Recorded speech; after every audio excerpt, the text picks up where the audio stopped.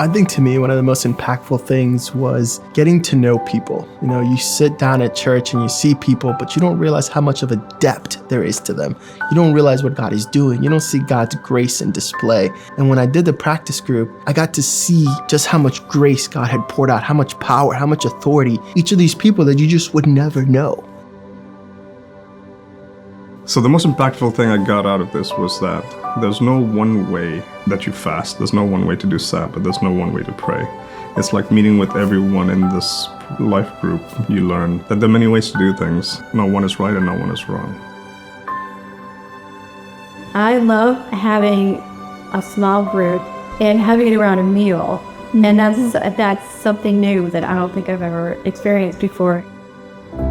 It's just not something that you're studying, but it's something you're practicing. We keep coming back every week to talk about what we've done or how it has worked and this and that. So it's very practical.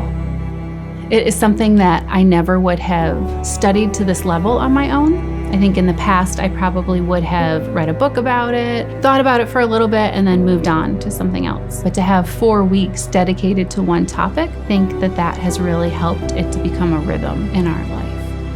I think one of the most interesting things that happened to me was how it impacted my kids. You know, I had an alarm on my phone that lets me know when my Sabbath begins so that I remember to actually do it. And when my alarm would go off, one of my little kids said, "Hey, Papa, it's the Sabbath." And the fact that he saw that I didn't set out to teach him that. I didn't set out to make a point for that.